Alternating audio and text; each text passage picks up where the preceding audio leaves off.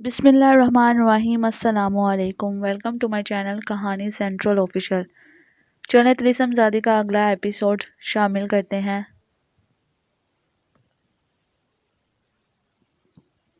بدنما پہاڑی ٹیلے چھوٹی چھوٹی چٹانوں سے اٹے ہوئے ان کے اطراف میں بکھرے تھے۔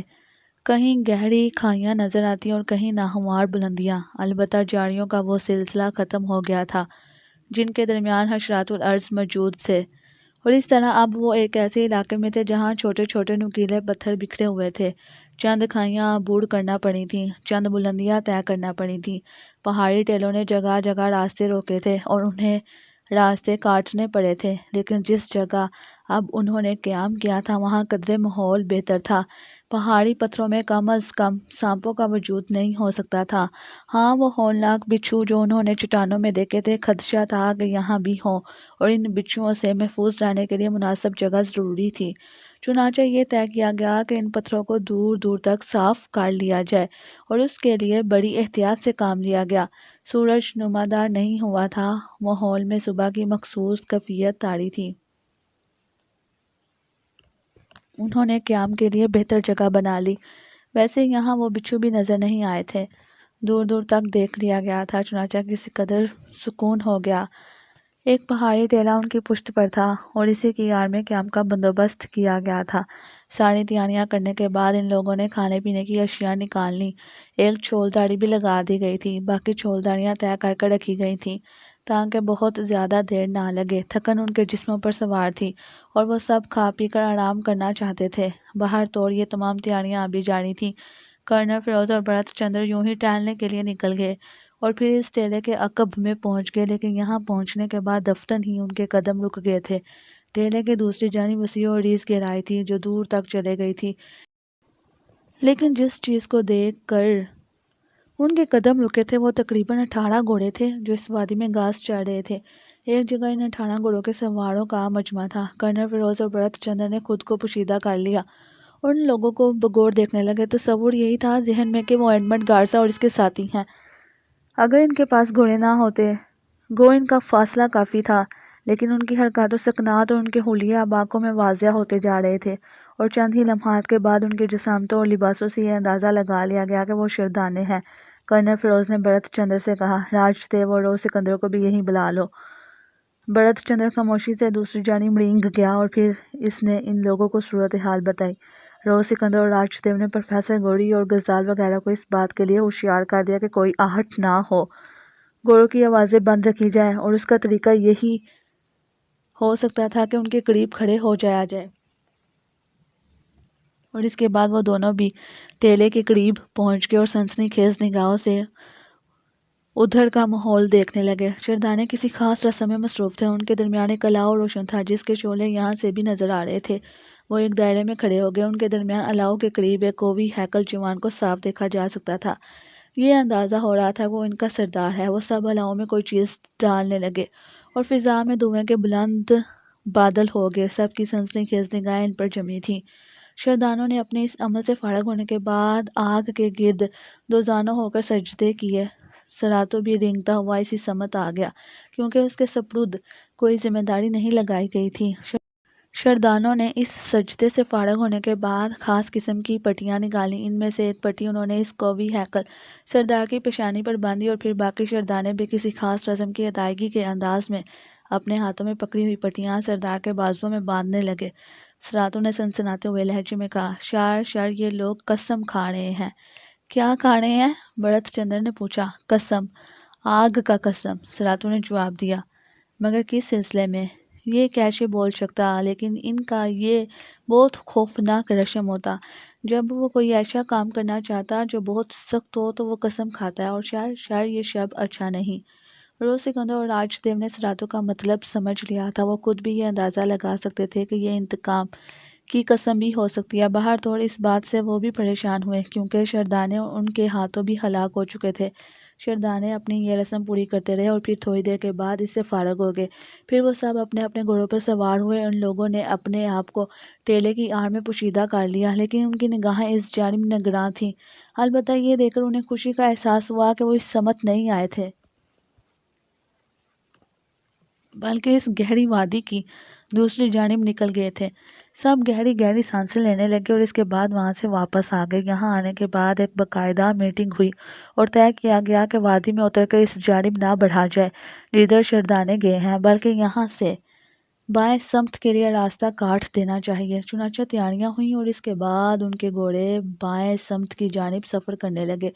وہ کسی بھی منزل کا تعین نہیں کر پائے تھے، بس جدھر منہ اٹھا چلے جا رہے تھے، اور اس بات کی کمی شدت سے محسوس کی جا رہی تھی کہ اگر لاش کے پاس موجود نقشے کی کوئی نقل ان کے پاس ہوتی تو اس سے بڑا کام نکل سکتا تھا، لیکن کوئی بھی اپنا مقصد ترک کرنے کے لیے تیار نہیں تھا۔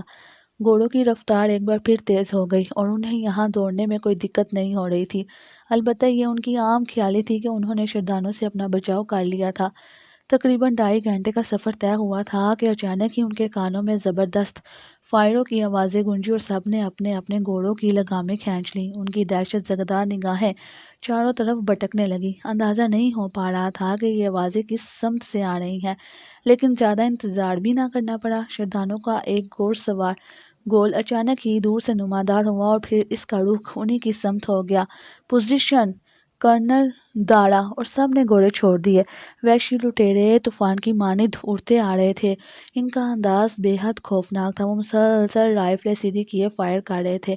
کرنل نے فوراً صف بند کر دی۔ وہ راج دیو اور بھرت چندر کے ساتھ آگے بڑھا۔ اس نے زبردست فائرنگ شروع کر دی۔ شردانے رائفلوں کی زد میں آگے تھے اور پہلے مارکے میں ان میں سے 3 کے گھوڑوں نے قلع بازیاں کھائی تھیں، جبکہ ان کی دقیانوسی رائفلوں کی رینج اتنی نہ تھی کہ گولیاں ان لوگوں تک پہنچ سکتیں۔ ان 3 آدمیوں کی موت نے شردانوں کے طوفان کو روکا اور انہوں نے اچانک گھوڑوں کے رخ بدل دیے۔ اسی بدلے ہوئے رخ کے ساتھ وہ کس قدر پیچھے ہٹ گئے تھے۔ کرنل نے غزال کو آواز دی اور اپنی رائفل اسے دیتے ہوئے کہا، اندھا دھند فائرنگ مت کرنا، ان کی رائفلوں کی مار کم ہے۔ جو ہی وہ منظم ہو کر ادھر رخ کریں فائرنگ شروع کر دینا، تھوڑی دیر تک انہیں دور رکھنا ہے۔ اوکے ڈیڈ، غزال نے کہا اور رائفل سنبھال لی۔ کرنل فوراً پیچھے ہٹ گیا۔ یہ میرا شعبہ ہے راج، اس لیے میرے ساتھ تعاون کرو۔ خوش دلی سے کرنل راج اور رو نے بیک وقت کہا، پہلی پوزیشن پر صرف 3 آدمی رہنے دو۔ پروفیسر، آپ رو کے ساتھ اس ٹیلے کے پاس آ جائیں، یہاں سے دور دور تک دیکھا جا سکتا ہے۔ اور قندیل بیٹی، تم گھوڑوں کے ساتھ رہو، گھوڑے اس جگہ سے نہیں ہٹنے چاہیے۔ سراتو، تم قندیل کے ساتھ رہو۔ ٹھیک ہے انکل، گھوڑے نہیں ہٹیں گے، قندیل نے کہا۔ اس کام سے فارغ ہو کر کرنل نے اپنے لیے بھی ایک جگہ منتخب کر لی۔ اس دوران شردانے ایک بار پھر منظم ہو گئے تھے۔ انہوں نے پھر اسی سمت یلغار کر دی، لیکن وہ غلطی انہوں نے دوبارہ دہرائی تھی اور اس کا نتیجہ بھی ان کے حق میں خراب ہی نکلا۔ غزال وغیرہ نے انہیں سامنے کی طرف سے بھون کر رکھ دیا تھا، البتہ اپنے مزید چند آدمیوں کی موت کے بعد انہوں نے گھوڑوں کے رخ بدل دیے اور پیچھے کی طرف مڑ گئے۔ غزال نے فوراً فائرنگ بند کر دی تھی۔ شردانوں کے گھوڑے آنکھوں سے اوجھل ہو گئے تھے۔ بھرت چندر نے خوش ہو کر کہا، بھاگ گئے؟ نہیں انکل، یہ بھول کر بھی نہ سوچیے۔ غزال نے کہا۔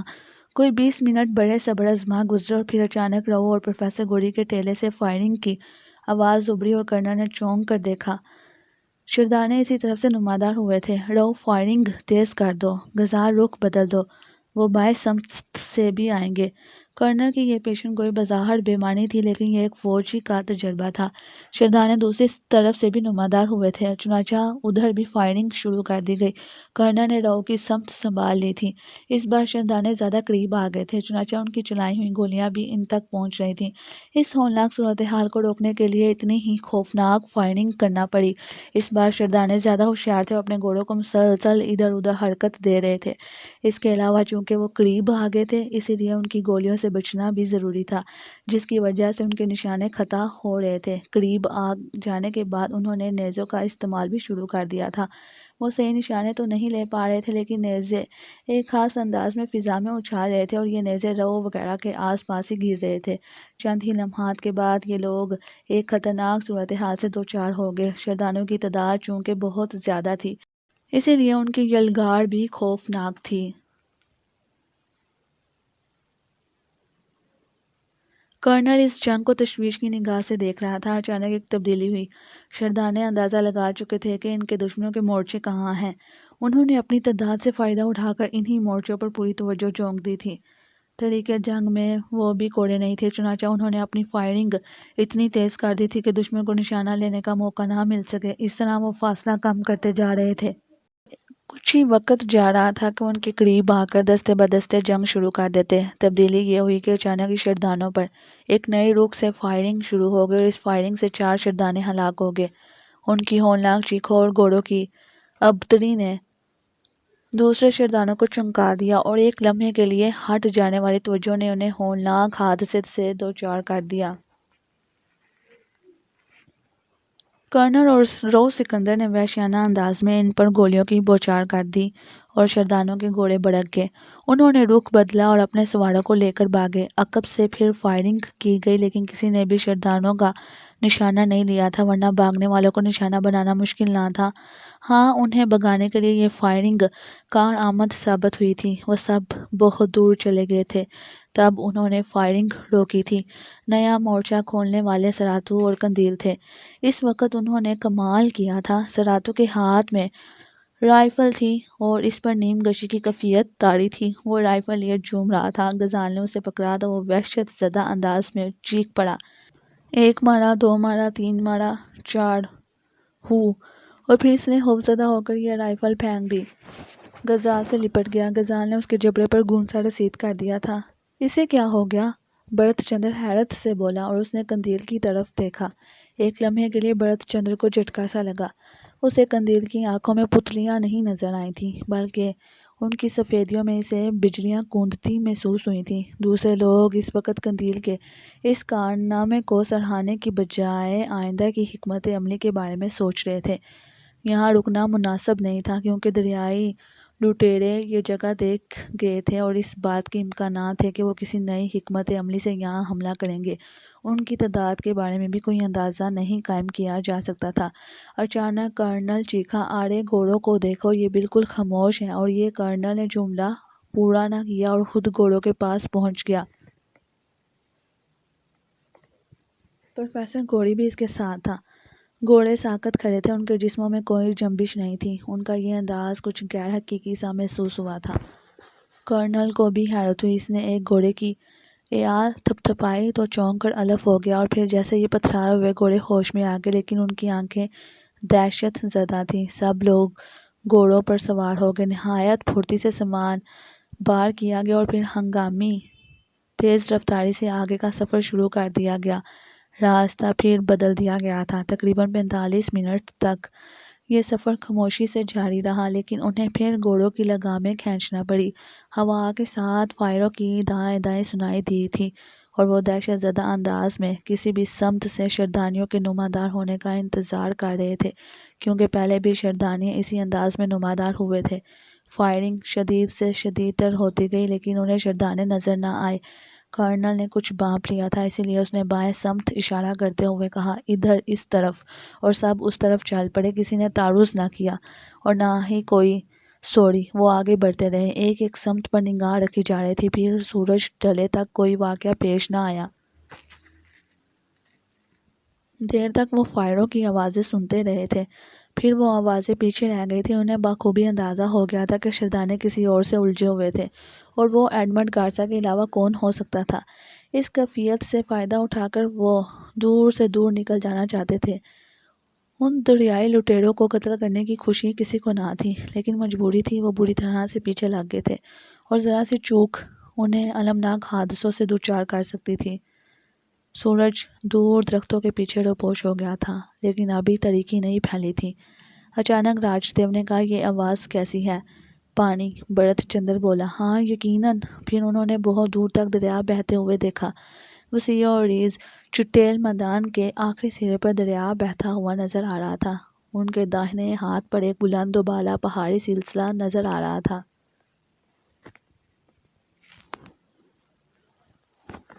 جو اس میدان کے آخری سرے تک چلا گیا تھا۔ گھوڑے آگے بڑھتے رہے۔ پانی کی آواز تیز ہوتی گئی۔ کیا یہ آواز غیر معمولی نہیں ہے؟ رو سکندر نے کہا، کیا مطلب؟ بہتے ہوئے دریاؤں کی آواز اتنی تیز تو نہیں ہوتی، ہو سکتا ہے اس کا بہاؤ بہت تیز ہو۔ راج دیو بولا، اور اس کا اندازہ انہیں میدان کے آخری سرے پر پہنچ کر ہو گیا۔ دریا کا بہاؤ تھا کہ قیامت۔ جاگ اڑاتا ہوا پانی قیامت خیز رفتار سے بہہ رہا تھا۔ فضا میں پھواروں کی دیوار سی بنی ہوتی محسوس ہوئی تھی۔ پہاڑی سلسلہ یہاں آ کر دوسری طرف گھوم گیا تھا اور یہ حصہ گول سا ہو گیا تھا۔ یوں لگتا تھا جیسے کسی عظیم الشان قلعے کی فصل ہو جس کی ہولناک گہرائیوں میں دریا بہہ رہا ہو۔ اس دریا نے ان کا راستہ روک لیا تھا، پہاڑی سمت کے ساتھ بہتا چلا گیا تھا اور بائیں سمت سیدھی لکیر بناتا جا رہا تھا۔ دائیں طرف تو رخ کرنے کا تصور بھی نہیں کیا جا سکتا تھا، بائیں سمت یہ نہیں کہا جا سکتا تھا کہ کتنا سفر کرنا پڑے اور کہاں سے یہ دریا برآمد ہوا ہو۔ گھوڑے پانی کو دیکھ کر بے چین ہونے لگے تو کرنل نے کہا، کیا خیال ہے راؤ، اب اس کے سوا چارہ کار نہیں ہے کہ ہم بائیں سمت سفر اختیار کریں۔ دریا عبور کرنے کے بارے میں کیا خیال ہے؟ راج دیو نے کہا۔ اس جگہ سے؟ راؤ حیرت سے بولا۔ بہاؤ بہت تیز ہے، کرنل نے پرخیال انداز میں کہا، ناقابل عبور۔ دوسری صورت یہ بھی ہے کہ اس کے ساتھ میرا مطلب ہے بائیں سمت چلتے رہیں اور جہاں سے دریا برآمد ہو وہاں سے اسے عبور کر لیں گے۔ یہی ایک صورت ہے، یہ تیز بہاؤ اور اسی پہاڑی فصیل کی وجہ سے بھی۔ پروفیسر گوری پہاڑی کی طرف دیکھ کر بولا، مگر اس نے اپنا جملہ ادھورا چھوڑ دیا۔ وہ پہاڑیوں کی بلندی دیکھ رہا تھا۔ اس کے ادھورے جملے پر غور نہ کیا گیا۔ روز سکندر بولا، پروفیسر کا کہنا درست ہے، مگر شام ہو چکی ہے اور یہاں قیام کیا جا سکتا ہے۔ کیا یہ جگہ مناسب ہوگی؟ ان ویرانوں میں کون سی جگہ مناسب ہے؟ کوئی یقین کے ساتھ کیسے کہہ سکتا ہے؟ راؤ سکندر نے کہا۔ ہاں، اس میں کوئی شک نہیں۔ پھر بسم اللہ۔ کرنل سب سے پہلے گھوڑے سے اتر گیا۔ اس کے بعد دوسرے لوگوں نے بھی گھوڑوں کی پشت خالی کر دی تھی، لیکن یہاں قیام کے لیے کوئی اہتمام نہیں کیا گیا تھا۔ گھوڑے پانی کی طرف بڑھ گئے اور کنارے کے پانی میں منہ ڈال دیے۔ کھانا! راج دیو نے نعرہ لگایا، اور اس سلسلے سے بھی اہتمام نہیں کیا گیا تھا۔ اندھیرا اب تیزی سے پھیلتا جا رہا تھا، ماحول خوفناک طریقے کے غلاف میں لپٹا جا رہا تھا۔ یہ لوگ الٹا سیدھا کھانا کھانے میں مصروف تھے۔ شردھالیوں کو اب نظر انداز نہیں کیا جا سکتا تھا۔ ہر لمحہ ان کی آمد سے چوکنا رہنے کی ضرورت تھی۔ اب وہ اس موضوع پر بھی بات نہیں کر رہے تھے، کیونکہ یہ سب کچھ اب ناگزیر ہو گیا تھا۔ پروفیسر گوئی نے منہ چلاتے ہوئے بھرت چندر سے کہا، بھرت، مجھے اپنی زندگی کا ایک انوکھا تجربہ ہو رہا ہے۔ کیا؟ اپنے پیشے اور شوق کی مناسبت سے میں نے پرسراریت کو کبھی زندگی سے خارج نہیں کیا اور کیا بھی نہیں جا سکتا۔ یہ بیکراں خلا، یہ لامحدود کہکشاں جیتی جاگتی پرسراریت نہیں ہے۔ کیا؟ یہ سب اس طرح زندگی کے بے شمار رموز ہیں جنہیں کوئی تحقیق نہیں کھول سکی۔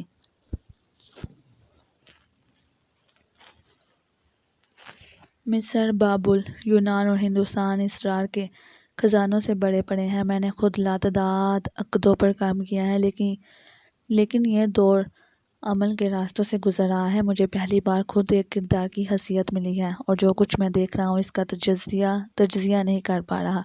یقیناً پروفیسر، سب کچھ بے حد عجیب ہے، بلکہ بعض اوقات یوں محسوس ہوتا ہے جیسے ہم سبھی کسی سحر میں گرفتار ہوں اور اس کے زیر اثر عمل کر رہے ہوں، ورنہ یہ پرصحبت سفر اور ہم خاص طور سے میں نے کبھی اس کا تصور بھی نہیں کیا تھا۔ لیکن سب کچھ ہونے کے باوجود دل پر وہ دہشت طاری نہیں ہوئی جو ہونی چاہیے تھی۔ بھرت چندر نے کہا، میں خود خاص باتیں بتانا چاہتا تھا۔ کیا؟ دیکھا تو سب نے تھا، مگر محسوس نہیں کیا۔ کوئی اہم بات تھی اور ہے۔ اول تو یہ کہ جب شردھانوں سے مقابلے کے لیے صفیں باندھی گئی تھی تو قندیل کو گھوڑوں کی نگرانی سونپی گئی تھی۔ چنانچہ گھوڑے خاموش رہے، نہ صرف خاموش رہے بلکہ پتھرا گئے اور جھنجھوڑنے پر ہوش میں آئے، جیسے سحر زدہ سے ہو گئے ہوں۔ اور میں نے غور نہیں کیا تھا۔ اوہ! میں نے اچھی طرح غور کیا تھا۔ نمبر 2، بے وقوف سراتو نے رائفل سے کئی شردھانے مار دیے تھے، اور اسے جب احساس ہوا تو وہ خوف سے بدحواس ہو گیا، گویا اس نے حواس کے عالم میں یہ عمل نہیں کیا تھا۔ ہاں، واقعی۔ نمبر 3، اور سب سے اہم چیز اس پہاڑی کی چوٹی ہے۔ دیکھو اس کا اوپری حصہ۔ ایک خلال کی مانند ہے۔ دیکھو اوپر۔ میں نے کچھ عرصہ قبل بتایا تھا کہ اپنی پیشہ ورانہ آنکھ سے میں نے بھی اس نقشے کو دیکھا تھا جو لاش کے پاس موجود تھا، گویا اس وقت سے اسے ذہن میں محفوظ رکھنے کا کوئی جواز نہیں تھا۔ لیکن تم جانتے ہو بھرت چندر، پوری زندگی اسی میں گزری ہے، اسی لیے ذہن سے محو نہ ہو سکا۔ وہ 3 چٹانیں جو آپس میں سرگوشیاں کر رہی تھیں اور جن کے درمیان حلینا ملی تھی، وہ اس نقشے میں موجود تھی، اور یہ حلالی پہاڑ یہ بھی نقشے میں تھا، معنی اس دریا کے۔ اوہو! بھرت چندر نے حیرت سے کہا۔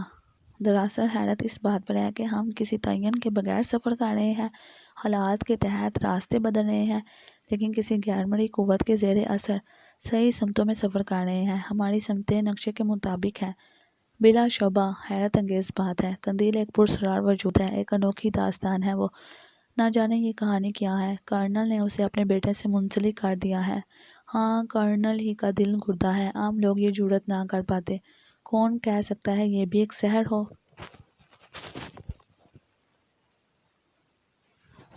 خدا ہی جانے۔ پروفیسر نے پانی کا گلاس اٹھا کر حلق سے لگا لیا۔ کھانے سے فراغت ہو گئی تھی اور سب دریا کے کنارے بیٹھ گئے۔ غزال اور قندیل بھی دوسروں سے الگ تھلگ نہیں تھے۔ انہوں نے ایک دوسرے کی زندگی میں شامل ہونے کے باوجود اپنے جذبات پر قابو رکھا تھا، اور کہیں بھی ان کی کیفیت سے یہ احساس نہیں ہوتا تھا کہ وہ جذبات کے ہاتھوں مغلوب ہو رہے ہوں۔ اس تیز و تند دریا کو عبور کرنے کے سلسلے میں بحث ہو رہی تھی اور بہت سی سوچیں چل رہی تھیں۔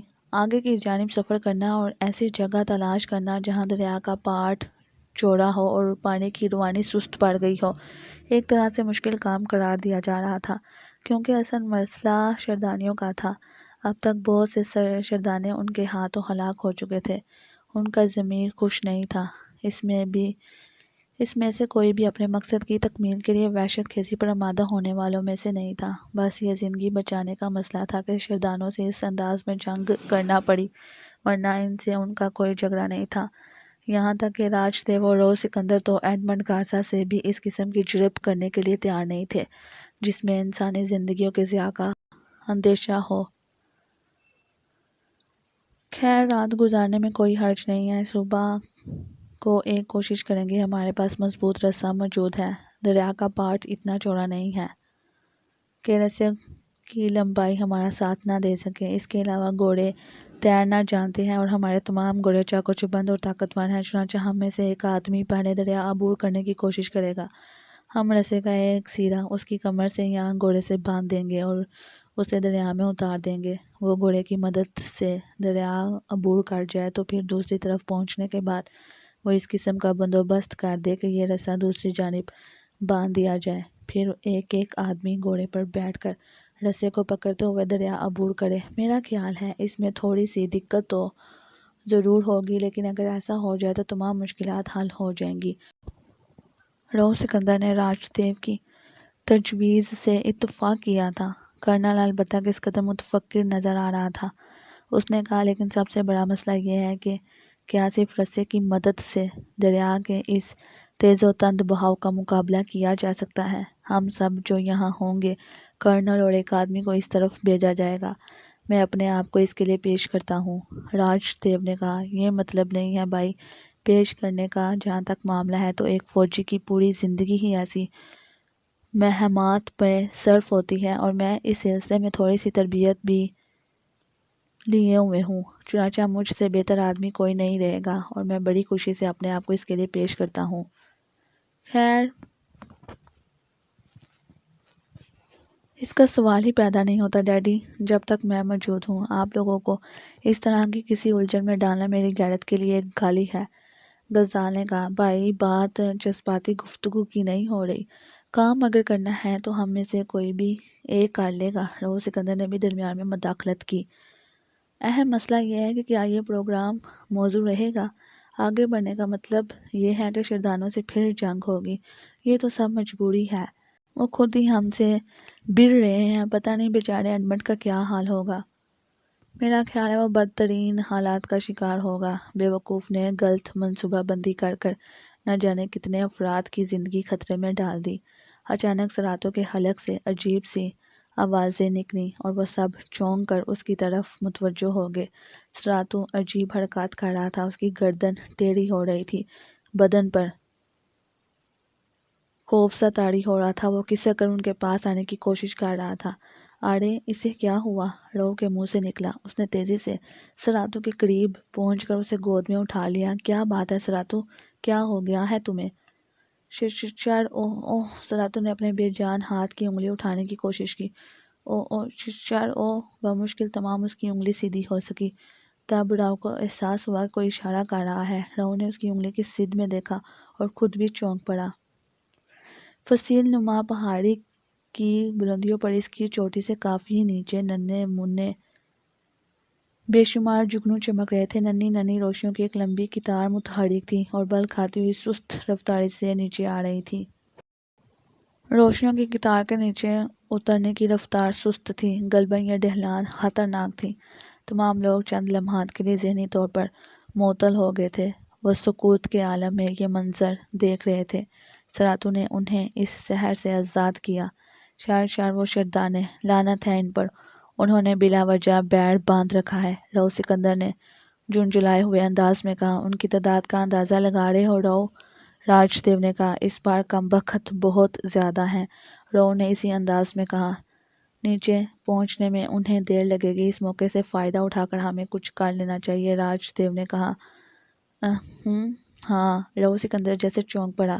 پھر اس نے چاروں طرف دیکھ کر کہا، دو ہی صورتیں ہیں، یا تو ہم اس تیز رفتار دریا کو عبور کر کر دوسری طرف نکل جائیں اور پھر وہیں سے آگے کا سفر کریں، یا اس کے بہاؤ کی سمت دوڑ پڑیں، دور نکلنے کی کوشش کریں۔ کیا دریا کو عبور کرنے کا خطرہ مول لیا جا سکتا ہے؟ ہمیں یہ دریا عبور کرنا ہوگا راؤ، اچانک پروفیسر گوری نے کہا اور سب چونک کر اسے دیکھنے لگے۔ پروفیسر نے وضاحت کرتے ہوئے کہا، حالانکہ ہم کسی رستے کا تعین کر کے آگے نہیں بڑھ رہے، لیکن جگہ جگہ ہمیں وہ نشانات مل رہے ہیں جن کی نشاندہی اس نقشے میں کی گئی تھی۔ اس کا مطلب ہے کہ کوئی غیر محسوس قوت ہماری رہنمائی کر رہی ہے۔ اس نے بے شمار واقعات اور حادثات کے باوجود ہمیں راستے سے نہیں ہٹنے دیا۔ میری پیشن گوئی ہے کہ ہمیں ہماری منزل ضرور ملے گی۔ آپ یہ کس طرح سے کہہ سکتے ہیں؟ پروفیسر رو نے کہا۔ سر جوڑے بیٹھی تین چٹانیں جن کے درمیان ہمیں وہ لڑکی ملی تھی، اور اس کے بعد یہ حلالی چٹان جو دریا کنارے کی اس چوٹی پر ہے۔ میں نے بہرحال وہ نقشہ دیکھا تھا۔ میرے خیال میں تبصرہ آرائی کا وقت نہیں ہے، ہم یہ سب کچھ بعد میں سوچ سکتے ہیں، پہلے یہاں سے آگے بڑھنے کے بارے میں فیصلہ کر لیا جائے، کرنل نے بلندیوں کی طرف دیکھتے ہوئے کہا۔ روشنیوں کی قطار پراسرار انداز میں غروب ہوتی جا رہی تھی، غالباً وہ کوئی موڑ مڑ رہے تھے۔ دریا عبور کرنا مناسب ہوگا، اس سمت وہ ہمارا تعاقب کر سکتے ہیں، اس وقت موقع ہے کہ ہم دریا عبور کر لیں، راج دیو نے کہا۔ انکل، میں تجربے کے طور پر دریا میں اترتا ہوں اور اس کے بہاؤ کا اندازہ ہو جائے گا، غزال نے کہا اور اپنے گھوڑے کو تیار کرنے لگا۔ آپ میری کمر میں ایک رسا باندھ دیں، میں گھوڑے کو دریا میں اتارتا ہوں، اگر یہ بآسانی دریا عبور کر گیا تو میں اس رسے کو دوسری طرف کسی مضبوط جگہ باندھ دوں گا اور آپ لوگ اس کے سہارے گھوڑوں سمیت دریا عبور کر لیجیے گا۔ بصورت دیگر اگر بہاؤ ناقابل عبور ہوا تو مجبوری ہے، پھر ہم یہی راستہ اختیار کریں گے، ہمیں یہ خطرہ مول نہیں لینا چاہیے، رو سکندر نے کہا۔ انکل، میں تیراکی میں تمغے حاصل کر چکا ہوں، زیادہ سے زیادہ ہمیں گھوڑے کا خطرہ مول لینا پڑے گا، میری کمر میں رسا تو باندھنا ہوگا، بہاؤ بہت خطرناک ہوا تو آپ لوگ مجھے واپس کھینچ لیجیے گا، غزال نے کہا۔ بادل نخواستہ یہ تجویز منظور کر لی گئی تھی۔ غزال دیر کیے بغیر گھوڑے کی پشت پر سوار ہو گیا۔ راج دیو نے ایک مضبوط رسا غزال کی کمر سے باندھ دیا تھا۔ غزال نے گھوڑے کا رخ دریا کی طرف کر لیا۔ راج دیو نے رسا اپنی کمر میں بھی لپیٹ لیا تھا، اس کا دوسرا سرا احتیاط کے طور پر کرنل اور رو نے پکڑ لیا اور پھر غزال نے گھوڑے کو پانی میں اتار دیا۔ سمجھدار جانور نے تھوڑا سا احتجاج کیا، لیکن مالک کی رضا کے سامنے خاموش ہو گیا۔ شردانے ایک موڑ گھوم کر پھر نمودار ہوتے جا رہے تھے۔ کنارے سے چند قدم آگے بڑھتے ہی غزال کو بہاؤ کی قوت کا اندازہ ہونے لگا۔ گھوڑے کے قدم اکھڑنے لگے تھے۔ غزال نے سوچا کہ گھوڑا اگر تیرنا شروع کرے تو یہ مشکل حل ہو جائے گی، چنانچہ اس نے گھوڑے کی پشت پر ہاتھ مار مار کر اسے آگے بڑھانا شروع کر دیا۔ کنارے پر کھڑے لوگ مختلف کیفیات کا شکار تھے۔ راج دیو آہستہ آہستہ کنارے کی سمت آ رہا تھا، عقب میں کھڑے لوگ بھی رسے کے سرے کو مضبوطی سے پکڑے ہوئے غزال کی کارروائی دیکھ رہے تھے۔ غزال گھوڑے کے قدم اکھڑ جانے کی وجہ سے تھوڑی دیر تک تو بہاؤ کی سمت چلتا رہا، اس کے بعد اس نے اچانک گھوڑے کا رخ تبدیل کر دیا۔ راج دیو کو یہ اندازہ نہیں ہو پا رہا تھا کہ غزال کی کیفیت کیا ہے اور اس گھوڑے کے پاؤں پانی میں اکھڑ چکے ہیں۔ اچانک ہی ایک شدید جھٹکا لگا، گھوڑا رخ بدلنے کی وجہ سے دریا کے درمیانی سمت پہنچ چکا تھا اور پانی کے ریلے نے اسے اٹھا کر پوری قوت سے آگے پھینکا تھا۔ راج دیو کی کمر میں رسا بندھا ہوا تھا اور وہ کنارے پر تھا، چنانچہ اس شدید جھٹکے سے اس کے پاؤں بھی زمین سے اکھڑ گئے اور وہ 3-4 فٹ اونچا اچھل کر دریا کے کنارے پانی میں گر پڑا تھا، جبکہ باقی لوگوں کے ہاتھوں سے اس جھٹکے کی وجہ سے رسا چھوٹ گیا تھا۔ کنارے پر کھڑے لوگوں کو ایک لمحے میں یہ اندازہ ہو گیا کہ غزال کا گھوڑا اب پانی کے بہاؤ کی زد میں ہے، لیکن اس سے زیادہ خطرناک صورتحال راج دیو کی تھی۔ دہشت بھری چیخوں کے ساتھ دوسرے لوگوں نے برق رفتاری سے آگے بڑھتے ہوئے رسے کو پکڑنے کی کوشش کی، لیکن صرف ایک لمحے میں رسے کا آخری سرا بھی کنارے سے دوسری طرف پہنچ گیا اور انہوں نے خوف بڑی نگاہوں سے غزال کے گھوڑے کو دریا کے بہاؤ پر بہتے ہوئے دیکھا۔ عقب میں راج دیو رسے کے ساتھ پانی پر گھسیٹتا چلا جا رہا تھا۔ وہ کئی بار پانی کی سطح پر ابھرا، لیکن اس کے بعد پانی میں غروب ہو گیا۔ کنارے پر کھڑے لوگ بے اختیار چیخ رہے تھے، ان کے چہرے خوف اور دہشت سے بگڑ گئے تھے۔ سراتو نے پہاڑ کی سمت دیکھا۔ مچھلیاں جو پہلے ننھے ننھے جگنوں کی مانند نظر آ رہی تھیں اب واضح ہو گئی تھیں، اور اس کے ساتھ ہی شردانوں نے اپنی مخصوص وحشتناک آواز میں چیخنا شروع کر دیا تھا۔ غزال اور راج دیو نے تو چند ہی لمحات کے بعد نگاہوں سے اوجھل ہو گئے اور کنارے پر کھڑے لوگ دیوانوں کی طرح چیختے رہے، اور پھر ان کی چیخوں پر سراتو کی بھاری آواز حاوی ہو گئی۔ شار شردانے آ گئے۔ انہوں نے پلٹ کر شردانوں کو دیکھا۔ چیخوں کی آوازیں تو ان کے کانوں میں بھی آ رہی تھیں۔ شردانے اس وقت زیادہ وحشتناک ہو رہے تھے، ان کی تعداد کے بارے میں کوئی صحیح اندازہ نہیں لگایا جا سکتا تھا۔ مچھلیوں کی جو لمبی قطار انہوں نے پہاڑ کی بلندیوں سے اترتے ہوئے دیکھی تھی، وہ یہ ظاہر کرتی تھی کہ اس بار شردانوں نے اپنی پوری قوت جمع کر لی ہے اور اب صرف ایک ہی راستہ تھا کہ زندگی بچانے کے لیے وہ لوگ دریا کے کنارے کنارے دوڑ پڑے۔ تمام سامان زمین پر انبار تھا، صرف گھوڑے تھے جنہیں استعمال کیا جا سکتا تھا۔ شردانے اب دامن کے آخری سرے تک پہنچ گئے تھے، اور اس کے بعد اگر وہ گھوڑے دوڑاتے ہوئے اس طرف آتے تو یہاں پہنچتے ہی انہیں چند لمحات سے زیادہ نہ لگتے۔ رؤ سکندر کے ذہن پر دیوانگی طاری تھی، لیکن اس وقت دیوانگی کا مظاہرہ بہت خوفناک ثابت ہو سکتا تھا، چنانچہ اس نے اپنے گھوڑے کی جانب چھلانگ لگائی۔ یہاں فطرت انسانی کا وہ اہم جزو سامنے آ گیا جس کے تحت چاہے غیر شعوری طور پر ہی صحیح اپنی زندگی مقدم ہو جاتی ہے، اور شاید اس وقت ہر شخص پر یہی کیفیت طاری تھی سوائے کرنل فیروز کے، کیونکہ اس کا بیٹا پانی کے بہاؤ کی نظر ہو گیا تھا۔ تاہم ایک بہادر فوجی ہونے کی حیثیت سے اس نے اپنے اعصاب کو قابو میں رکھا۔ قندیل سحر زدہ سی دریا کے پانی کی جانب دیکھ رہی تھی۔ دوسرے لوگ اپنے اپنے گھوڑوں کی پشت پر سوار ہو چکے تھے۔ کرنل پھرتی سے آگے بڑھا اور اس نے خود بھی ایک گھوڑا سنبھال لیا، پھر دوسرے لمحے اس نے قندیل کی کمر میں ہاتھ ڈال کر اس کے پھول جیسے بدن کو اپنے سامنے گھوڑے پر بٹھا لیا۔ اس دوران بھرت چندر، پروفیسر گوڑی، سراتو اور رؤ سکندر اپنے اپنے گھوڑوں کو ایڑ لگا چکے تھے، چنانچہ کرنل نے بھی اپنے گھوڑوں کو ایڑ لگا دی۔ وہ وحشت کے عالم میں گھوڑے کو دوڑا رہا تھا۔ دوسری جانب شردانوں نے فائرنگ شروع کر دی تھی۔ اگر ان کی بندوقیں قدیم انداز کی نہ ہوتی تو یقینی طور پر یہ لوگ شردانوں کی رینج میں آ گئے تھے، لیکن ان کی تھوڑے دار بندوقیں اور ناقص ہتھیار بہت زیادہ کارآمد ثابت نہ ہو پائے، اور ان کے گھوڑے زکندے بڑھتے ہوئے دریا کے کنارے کنارے بے جگری سے دوڑنے لگے تھے۔ اس وقت تمام ہی لوگ صورتحال سے وحشت زدہ ہو چکے تھے۔ ان کی اس بھاگ دوڑ میں عقل و دانش کا دخل نہیں رہا تھا، چنانچہ ہر شخص ایک دوسرے سے بے نیاز زندگی بچانے کی فکر میں سرگرداں تھا۔ یہاں فطرت انسانی کھل کر سامنے آ گئی تھی۔ اقتدار، مروت، تمام چیزیں ان کے وجود میں اب بھی موجود تھیں، لیکن احسار کے جذبے اس ہنگامی کیفیت کی نظر ہو گئے تھے۔ چنانچہ جس کا جدھر منہ اٹھ رہا تھا وہ دوڑ رہا تھا، تاہم دریا کے کنارے کو انہوں نے نہیں چھوڑا تھا۔ اب یہ نہیں کہا جا سکتا تھا کہ آگے چل کر راستہ کیا ایک رخ اختیار کر جائے، اور راستوں کا تعین بھی نہیں کر پا رہے تھے۔ اس وقت ان کی زندگی بچانے کا دار و مدار صرف گھوڑوں کے شانوں پر آ پڑا تھا، چنانچہ وہ بھی مالک کے اشاروں پر جان کی بازی لگا کر دوڑ رہے تھے، یہ جانے بغیر کہ آگے کیا ہے۔ خوش قسمتی سے دریا کے کنارے سپاٹ تھے، اور یہاں گھوڑوں کے دوڑنے میں کوئی ایسی رکاوٹ درپیش نہ تھی جس سے گھوڑوں کو دوڑنے میں تکلیف ہوتی۔ کرنل فیروز قندیل کو سنبھالے ہوئے تھا، اور وہ تمام لوگ اس کی نگاہوں سے اوجھل ہو چکے تھے جو اس کے ساتھ دوڑے تھے۔ اس کے گھوڑے نے ذرا سا رخ تبدیل کر لیا تھا اور دریا کے سپاٹ کنارے کو چھوڑ کر وہ بائیں سمت کافی دور نکل گیا تھا، لیکن کرنل نے ہوش و حواس پر قابو پاتے ہی گھوڑے کے رخ کو تبدیل کرنا شروع کر دیا اور تھوڑی دور پہنچنے کے بعد اس نے وہی سیدھ اختیار کر لی جدھر دوسرے لوگ دوڑ رہے تھے، لیکن فاصلہ ہونے کی وجہ سے وہ اپنے ساتھیوں کو نہیں دیکھ سکتا تھا۔ شیردانیوں کی گولیوں کی دائیں دائیں جنگل کے سناٹے کو مجرور کر رہی تھی اور یہ آواز پانی کے شور پر حاوی تھی۔ شیردانوں کے بارے میں یہ اندازہ نہیں لگایا جا سکتا تھا کہ وہ پھیل کر تعاقب کر رہے ہیں یا وہ بھی ان لوگوں کی صید میں ہی دوڑ رہے ہیں، لیکن ان کی چلائی ہوئی گولیوں میں سے بھی ایک گولی ابھی تک کرنل فیروز کے آس پاس سے نہیں گزری تھی۔ وہ آتشی ہتھیاروں کا ماہر تھا اور ان کی صورتحال کا بخوبی اندازہ لگایا جا سکتا تھا۔ چنانچہ اسے یہ علم چند لمحات کے بعد ہی ہوا کہ شیردانے یقینی طور پر صرف کنارے پر ہیں۔ قندیل کو بچانے کی ذمہ داری اب اس پر تھی۔ اس نے دوسری تمام باتیں چند لمحات کے لیے ذہن سے نکال دی تھیں۔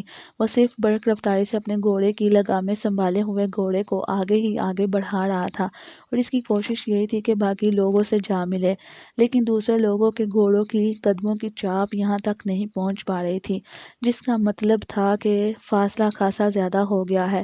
وہ گھوڑا دراتا رہا، رفتہ رفتہ اسے یہ احساس ہوا کہ بندوق کی آوازیں اب مدھم ہو چکی ہیں۔ نیچے چٹانی زمین تھی، لیکن مٹی اتنی سخت نہیں تھی کہ گھوڑوں کے کھر زخمی ہو جاتے۔ وہ تیز رفتاری سے گھوڑا دراتا رہا اور پھر اسی سامنے سے درختوں کا سلسلہ نظر آ گیا۔ گویا ایک بار پھر جنگل شروع ہو چکا تھا۔ یہاں گھوڑے کی رفتار کو کنٹرول کرنا ضروری تھا۔ اس برق رفتاری سے دوڑتا ہوا گھوڑا کسی درخت سے ٹکرا بھی سکتا تھا اور اس کے گھوڑے سمیت ان کا جو حشر ہوتا ہے، اس کا اندازہ کرنل کو بخوبی تھا۔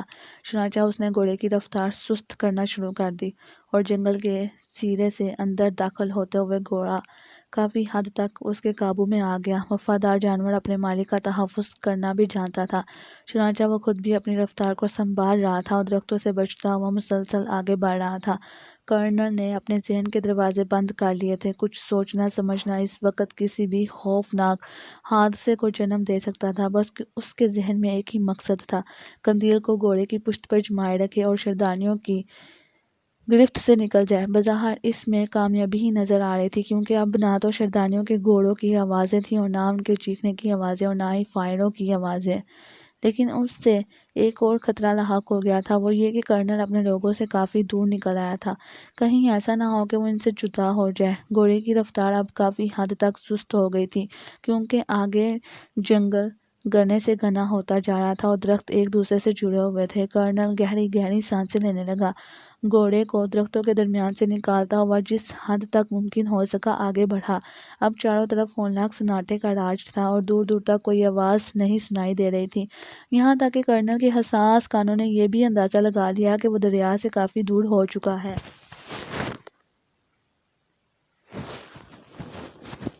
پانی کا وہ شور جو جنگل میں پھیلا ہوا تھا اب مدھم ہو چکا تھا۔ گھوڑے کو سست رفتاری سے آگے بڑھاتے ہوئے کرنل یہ فیصلہ کرنے لگا کہ اب کیا کرنا چاہیے۔ تمام ہی ساتھی منتشر ہو گئے تھے۔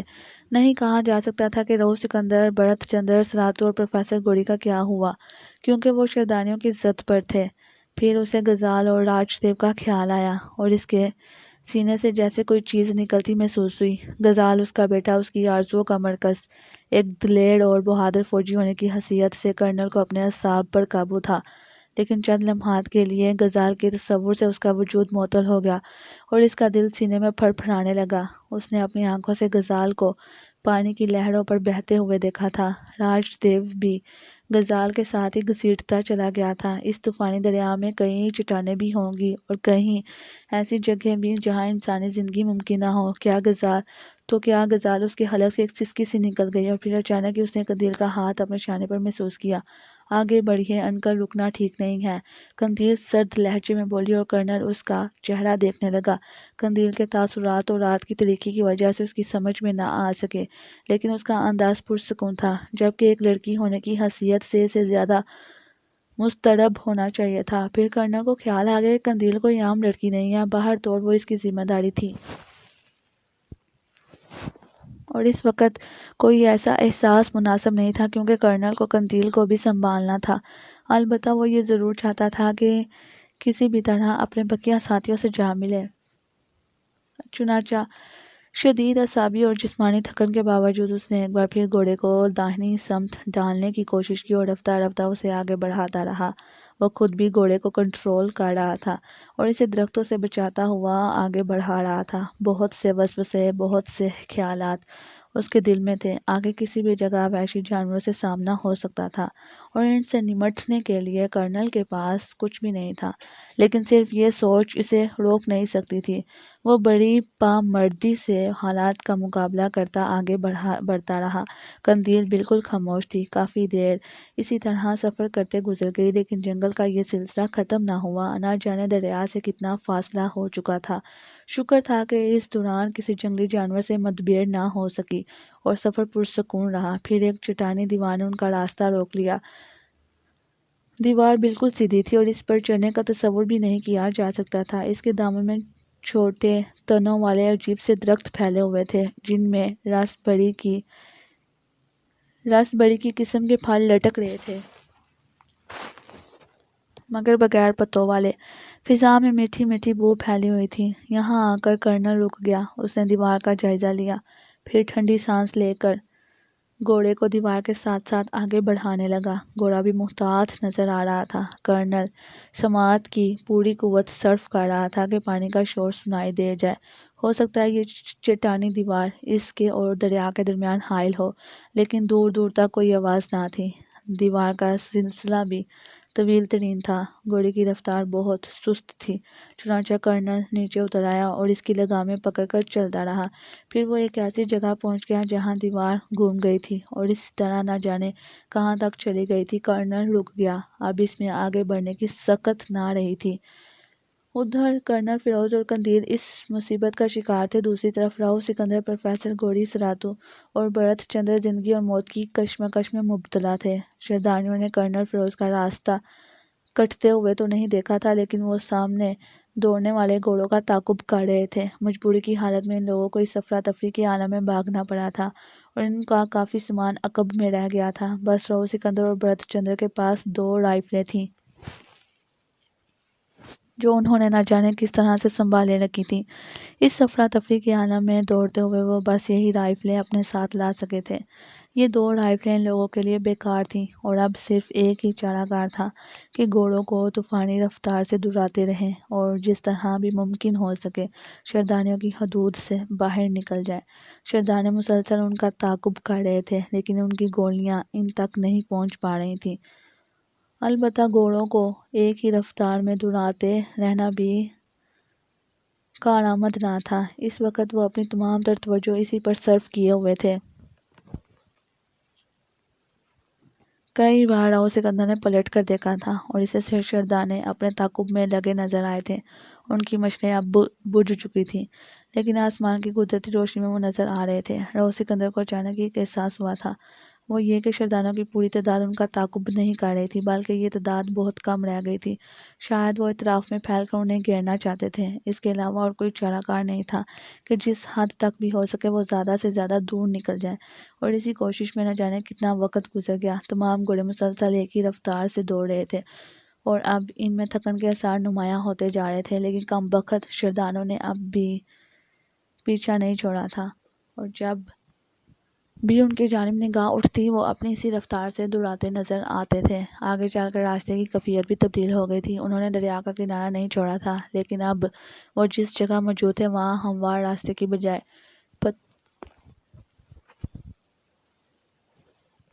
پتھریلی چٹانیں نظر آ رہی تھیں۔